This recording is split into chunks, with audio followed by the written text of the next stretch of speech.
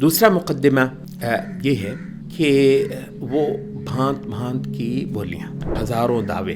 اس سنسار اور اس کی حقیقت کے بارے میں، اور اس کے پیچھے اگر کوئی ہستی ہے تو اس کے حوالے سے ایک بہت بڑا انسانیت کا چنک ہے جو آسمان سے آئی ہوئی ہدایت ریولیشن کو تو اب یہ جو ہے آسمان سے لٹکائی گئی رسی انبیاء کے ذریعے سے لوگوں کو ایک سہارا دینے کے لیے اس بحر ظلمات کے اندر، اس کا نام قرآن مجید میں غیب ہے یہ غیب۔ اب اس کو دوسرا مقدمہ کہہ لیجئے، یعنی انبیاء جو کچھ لے کر آئے ہیں وہ غیب کی سطح کی کوئی بات ہے، اور اس کو غیب کی سطح پر ہی ماننا ہے، اس مطلب یوں ہی دھکے سے ماننا نہیں، اس کے بے شمار دواہی وہ ذکر میں نے کہا یہ بھی میرے دل میں ہے، یہ تو خدا ہے، اس نے جو وہ فطرت سموئی ہے، وہ ایک کہانی الگ ہے اور اس کا بھی ہم بیان کریں گے کسی وقت۔ تو لیکن یہ ہے کہ ہے اس کی کیفیت اور اس کی حقیقت اور اس کی پوزیشن کیا ہے کہ وہ غیب ہے۔ تو آج کی یہ کہانی تو ہے ہی یہ کہ اس کو غیب ہی ہونا ہے، اور اس کے بے شمار دواعی انسان کے اندر اور شواہد جو ہے وہ ارد گرد سنریم آیاتنا فی الآفاق وفی انفسہم حتی یتبین لہم انہ الحق، وہ سارا کچھ اپنی جگہ پہ ہے، لیکن پوزیشن اس چیز کی یہ ہے کہ وہ غیب ہی ہے، اور غیب کو اپریشیٹ کرنے کے جو ٹولز اللہ تعالیٰ نے دن کے اندر رکھے ہیں، جو کہ بہرحال یہ 5 سینسز ایز سچ نہیں ہیں، تو وہ وہی ہیں۔ تو ہمارے اب وہ جو ہیں کہ کسی طریقے سے اب ہم ان کو یعنی اس طریقے سے ثبوت دے دیں خدا کا، اور وہ انبیاء کے ذریعے سے جو حقیقتیں بتائی گئی ہیں ان کا کسی ایسے طریقے سے جو ان کی سطح ہے، اور ان کی سطح کون سی ہے؟ شہادت کی۔ کہتے ہیں یہ 5 سینسز، خدا کو 5 سینسز میں لاؤ،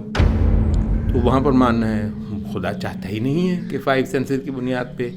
وہ آج اس ناقص جہان کے اندر وہ مانا جائے، اس کے لیے تو جہان اس کا اور ہے، وہ جو 5 سینسز ہے نا، وہ جو آپ کی وہ جو یہ نظر ہے، تو انشاءاللہ وہ بھی ہونا ہے کہ خدا کو دیکھنا وہ ایک صلہ ہوگا، وہ فرمائش نہیں ہے کہ جی مجھے دکھاؤ خدا، بھاڑ میں جاؤ، ایسی تھوڑی ہے۔ وہ تو یہ ہے کہ جس نے واقعتاً اس کی طلب کر لی تھی صرف صلے اور انعام کے طور پر، ہاں وہ جس کو آپ 5 سینسز کہتے ہیں نا، وہ جس کو آپ نگاہ کہتے ہیں، جس کو آنکھیں کہتے ہیں، تو کلا انہم عن ربہم یومئذ لمحجوبون، تو واقعتاً اللہ رب العزت کا جو ہے وہ دیدار بھی ہوگا۔ تو یہ ہے البتہ